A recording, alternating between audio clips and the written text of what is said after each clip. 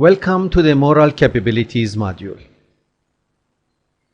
Capability here is broadly referring to a developed capacity to think and act within a well-defined sphere of activity and following a well-defined purpose.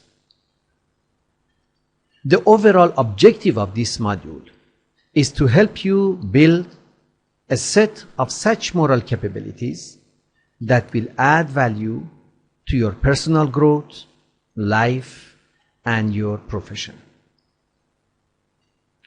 The first lesson introduces certain concepts related to developing moral capabilities and discusses the need for redefining leadership and what the components of building capabilities are. The second and third lessons are about the extended family, society, and community. These three environments provide the context within which one develops his moral capabilities. Lessons 4 to 9 concentrate on three sets of capabilities that are essential for one's personal development and for almost any positive action. They include managing one's affairs with rectitude of conduct, promoting rectitude of conduct, building environments of unity built on diversity, unity of action, taking initiative in a disciplined and creative way, and finally, fostering initiative. The first lesson begins with the present condition of humanity in terms of two processes that are going on simultaneously. The first process is disintegration of an old divided world, and the second process is construction of a new global civilization.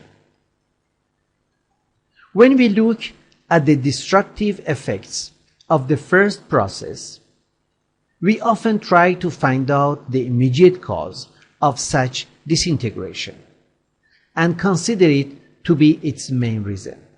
For example, some of these perceived causes include the political systems, or the education system, or the multinationals, or simply human nature. Such an approach to find simplistic answers will not solve the problems that humanity faces today. We should rather focus our energies to find real solutions. But the fundamental question is, who will bring about so many changes that are so much required? An answer that you may hear is that every human being should contribute to this great transformation. That is fantastic. However, this does not tell us how the expected transformation should take place. Also, there are other questions to be answered. For example, are the people today ready to shoulder such a responsibility? What are some of the principles that must guide the task of building a new civilization? There are many such questions, and we need to appreciate that the great changes that are necessary require universal participation and therefore a great mobilization of human energies. In this connection, one has to address the issue of leadership, because mobilizing the energies of vast numbers of people can take place only through right leadership. However, like many other puzzling issues the humanity is facing, leadership also needs to be redefined. In this module, it is proposed that true leadership that can inspire and assist others to carry out noble acts is possible through moral development. A true leader whose words and actions will have a positive influence on society, will be a source of joy and inspiration to others, and will overcome conflicts. A leader whose uprightness is obvious, and one can see moral principles in his conduct. In order to illustrate what is meant by the term capability, an example has been provided in this lesson about a farmer who wishes to become capable of producing successfully on his land a certain rotation of crops with a very good yield year after year.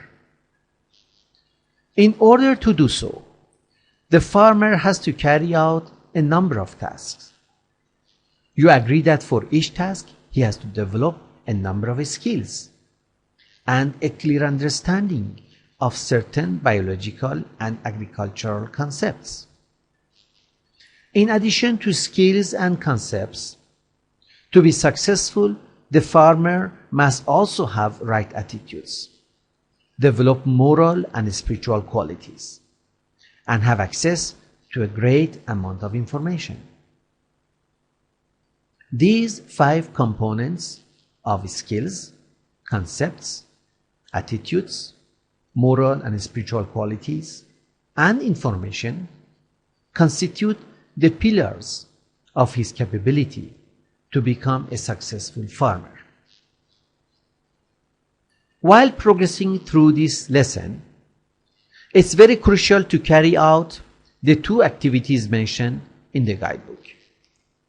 Vision game is the first educational game of this module. The objective of this game is to appreciate the power of vision and imagination in accomplishing things that may seem to be beyond our capacity. This is a group game, and there is no limitation to the size of the group. Please refer to the game procedure for details.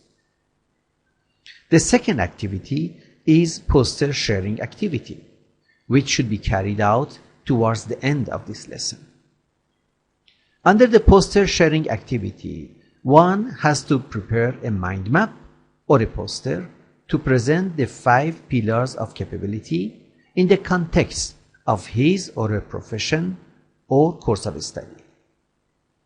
After completing the posters, the groups will share them with each other as explained in the guidebook.